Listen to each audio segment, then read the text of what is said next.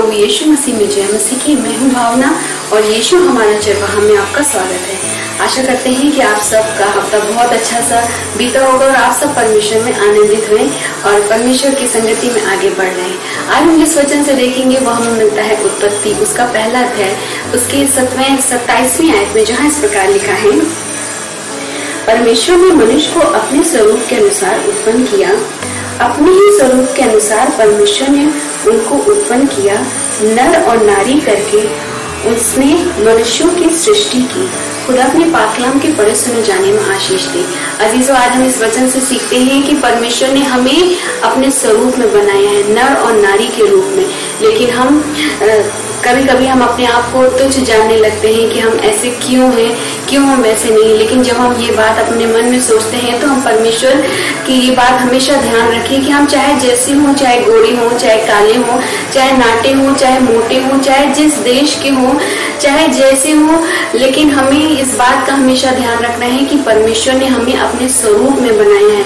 और इस बात की हमें खुश रहना चाहिए कि हम परमेश्वर के स्वरूप में बनाए गए हैं। उसने हमें अपना बेटा और बेटी बनाया। और जब हम हमारे मन में ये बात बैठ जाएगी कि हम चाहे जैसे हैं, परमेश्वर ने हमें अपने स्वरूप में बनाया है, चाहे हम काले हों चाहे गोरे हों, लेकिन हम ये हमेशा ध्यान रखें कि परमेश्वर ने हमें अपने स्वरूप में बनाया है, नर और नारी के रूप में। क्योंकि बहुत बार ऐसा होता है कि हम जब जिंदगी में आगे बढ़ते हैं संसारिक जीवन में, तो हम बहुत सारी चीजों को देखते हैं, बहुत से कामयाब लोगों को देखते हैं, तो हमें लगता है कि हम ऐसे नहीं, हम क्यों नहीं ऐसे बन सकते। हम अपने आप को कोसते हैं, निराश होते हैं, परेशान होते हैं। लेकिन जब हम ये सब करते हैं तो हम परमेश्वर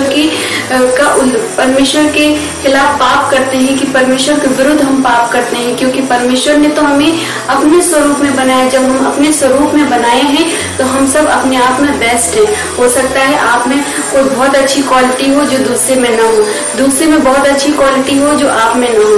क्योंकि हर इंसान एक दूसरे से अलग अलग है और हर इंसान में अलग अलग खूबियां हैं। और जब हम अलग अलग खूबियों के साथ आगे बढ़ते हैं तो हम परमेश्वर की महिमा करते हैं। क्योंकि परमेश्वर ने हमें अपने स्वरूप में इसलिए नहीं बनाया कि हम निंदा करें, दूसरे की निंदा करें या अपने आप को तुच्छ जाने, बल्कि उसने हमें अपने स्वरूप में बनाया है, नर और नारी के रूप में बनाया है। तो हमें आनंदित रहना है, खुश रहना है कि हम परमेश्वर के स्वरूप में बनाए गए हैं। जैसा कि हम आगे देखेंगे फिलिपियों 4:11 में, फिलिपियों 4:11, ये नहीं कि मैं अपनी घटी के कारण ये कहता हूँ, क्योंकि मैंने ये सीखा है कि जिस दशा में हूँ उसी में संतोष करूँ। देखिए कितनी अच्छी बात यहाँ लिखी है कि ये नहीं कि मैं अपनी घटी के कारण कहता हूँ, क्योंकि मैं ये सीखा है कि जिस दशा में हूँ उसी में संतुष्ट हूँ। आज परमेश्वर भी यही चाहता है कि हम चाहे जिस दशा में हो, हम ये सीखें पौलुस की पुस्तक से कि हम चाहे जैसे हों, जिस परिस्थिति में हो, हमें संतुष्ट रहना है। अगर हम संतुष्ट नहीं रहेंगे तो कभी भी हम अपने जीवन में चैन और सुकून को नहीं पा पाएंगे, कभी भी हम परमेश्वर के नजदीक नहीं जा पाएंगे। क्योंकि अगर हर समय हमारा मन बेचैन रहेगा, जो चीज हमारे पास नहीं है हम उसी के बारे में सोचते रहेंगे, तो हमारे पास जो है हम उसमें भी संतुष्ट नहीं रह पाएंगे। तो इस वचन से हमें सीखना चाहिए कि हमारे पास चाहे जो हो, जैसे पौलुस ने क्या सीखा है कि मैं अपनी घटी के कारण ये कहता हूँ कि मैंने ये सीखा है। हमें भी आज सीखना है कि हम चाहे जैसे भी हो, चाहे घटी में हो, बढ़ती में हो, चाहे जो हो, हमें संतुष्ट रहना है। जब हम संतुष्ट रहते हैं तो परमेश्वर को अच्छा लगता है। जो भी परमेश्वर ने हमें दिया, अगर हम संतुष्ट रहना सीख जाएंगे तो हम उसी में आनंद की प्राप्ति को प्राप्त करेंगे। क्योंकि अगर हम संतुष्ट नहीं रहेंगे तो हमारे पास जो कुछ है हम उसमें भी आनंद को नहीं पा सकते, बल्कि हम और के लालच में आगे बढ़ते चले जाएंगे और जो समय हमें मिला है उस समय को हम गवा देंगे। ऐसे हम सांसारिक जीवन में आगे बढ़ते हैं तो ऐसे हम बहुत से लोगों को से मिलते हैं जिनके पास जितना होता है उसमें संतुष्ट नहीं होते, बल्कि और पाने के चक्कर में उनके पास जो है उसमें वो खो बैठते हैं। तो इसीलिए हमें इस वचन से सीखना है कि चाहे हमारे पास जो हो हमें उसमें संतुष्ट रहना है, परमेश्वर का धन्यवाद करना है और खुश रहना है, आनंदित रहना है। और हमेशा इस बात का ध्यान रखना है कि परमेश्वर ने हमें अपने स्वरूप में बनाया है, नर और नारी करके, तो हमें इसी में आनंदित होकर अपने जीवन में आगे बढ़ना है। एक और वचन से देखेंगे जो हमें मिलता है इफिसियों 1:4। जैसा उसने हमें जगत की उत्पत्ति से पहले उसमें चुन लिया कि हम उसके निकट प्रेम में पवित्र और निर्दोष हों। देखिए कितना अच्छी बात है कि परमेश्वर ने हमें जगत की उत्पत्ति से पहले ही चुना है। परमेश्वर ने ये देखकर नहीं चुना है कि तुम काले हो, गोरे हो, या तुम्हारे पास पैसा है, तुम्हारे पास पैसा नहीं है, लेकिन उसने हमें जगत की उत्पत्ति से पहले ही चुना है। अगर हम यिर्मयाह का देखेंगे, यिर्मयाह में भी है कि परमेश्वर ने गर्भ में, माता के गर्भ में रचने से पहले हमें चुन लिया। तो जगत के बहुत साल पहले ही परमेश्वर ने हमें चुना है। किस लिए चुना है?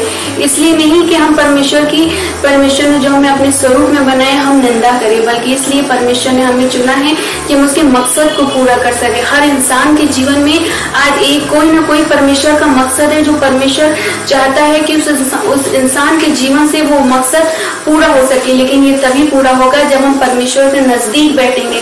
बहुत बार हमें लगता है कि हम परमेश्वर के मकसद को कैसे जाने, तो परमेश्वर के मकसद को जानने का बहुत आसान तरीका है कि हम वचनों में अपने जीवन को बिताएं, बाइबल का पाठ पढ़े, वचन पढ़े, और जिस दिन हम गहराई के साथ वचन पढ़ने लगेंगे, परमेश्वर का जो वचन है वो हमसे बात करने लगेगा, हमको बताएगा कि वो हमें परमेश्वर ने किस मकसद के लिए चुना है और वो हमसे कौन सा ऐसा कार्य करवाना चाहता है। बाइबल में हम देखते हैं बहुत से ऐसे लोग हैं जिनके माध्यम से परमेश्वर ने अपने कार्य को पूरा करवाया, और बहुत से ऐसे लोग हैं जिन्होंने परमेश्वर के उस कार्य को पूरा नहीं कर पाए। यानी ये हमारे हाथों में है कि हमें परमेश्वर के मकसद को पूरा करना है या नहीं करना है। लेकिन आज हमें ये फैसला करना है कि हमें क्या करना है। परमेश्वर के अगर मकसद को पूरा करना है तो हमें वचन में बने रहना है, और जब हम वचन में बढ़ेंगे, हम जानते हैं बाइबल तो सभी लोग पढ़ते हैं, पढ़ना और गहराई से पढ़ने में बहुत फर्क है। क्योंकि कई बार ऐसे वर्ड होते हैं कि हम सरसरी निगाहों से पढ़ के निकल जाते हैं, लेकिन कभी कभी हमें वो वचन जब हम देखते हैं तो लगता है कि ये तो हमने पाठ पढ़ा था, लेकिन इस वचन पे हमारा ध्यान नहीं गया। क्यों नहीं गया? क्योंकि हमने कभी उस वचन को गहराई से देखा ही नहीं, गहराई से पढ़ा नहीं। जिस दिन आप गहराई से अपने वचन को पढ़ने लगेंगे, आप परमेश्वर की मर्जी को जानने लगेंगे, और जब परमेश्वर की आप मर्जी को जानेंगे तो आप परमेश्वर के मकसद को पूरा कर पाएंगे। इसीलिए इस वचन से हम यही सीखें कि हमें अपने जीवन में अपने आप को तुच्छ नहीं जानना है। हम चाहे जैसे हो, हम बेस्ट हैं।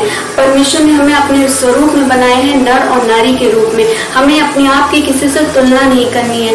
परमेश्वर इस बात में हमेशा, जो भी जैसी भी स्थिति में परमेश्वर ने हमें रखा है, उसमें हमें संतुष्ट रहना है, और ये याद रखना है कि परमेश्वर ने हमें अपने जीवन में किसी न किसी मकसद के लिए चुना है। कब चुना है? जगत की उत्पत्ति से पहले उसने हमें चुन लिया है। माँ के गर्भ में से पहले उसने हमें चुना है। तो जरूर परमेश्वर की कोई मर्जी, और उस मर्जी को जानने के लिए हमें परमेश्वर के नजदीकी में अपने जीवन को बिताना है, वचन को पढ़ना है। एक दिन वचन को नहीं पढ़ना, एक दिन में वचन को पढ़कर आप परमेश्वर की इच्छा को नहीं जान सकते। आपको प्रतिदिन बाइबल को पढ़ना है, वचन को याद करना है। कम से कम एक दिन एक आयत तो आपको जरूर याद रखना है, और दिन भर उस वचन पर स्मरण करना है, चिंतन करना है कि परमेश्वर इस वचन के माध्यम से हमसे कहना क्या चाहते हैं। तो आशा करते हैं कि छोटा सा वचन आपसे आपने बहुत कुछ सीखा होगा और ये समझा होगा कि हमें अपने आप को तुच्छ कहने की कोई जरूरत नहीं है, क्योंकि हम परमेश्वर के स्वरूप में बनाए, और परमेश्वर ने हमें जैसा बनाया है, जिस स्थिति में है, हम खुश हैं। परमेश्वर की योजना के अनुसार हम आगे बढ़ रहे हैं। तो आप ज्यादा से ज्यादा इस वचन को शेयर कीजिए, ताकि और भी लोग जो अंधकार में पड़े हुए हैं, जो आज अपने आप को दूसरों से तुलना करते हैं और परेशान करते हैं, वो भी अपने आप को में शांति पा सके और परमेश्वर के वचन के अनुसार अपने जीवन को बिता सके कि हम कोई तुच्छ नहीं है। हम चाहे जैसे हैं, हम परमेश्वर के स्वरूप में बनाए गए हैं, नर और नारी के रूप में। God bless you.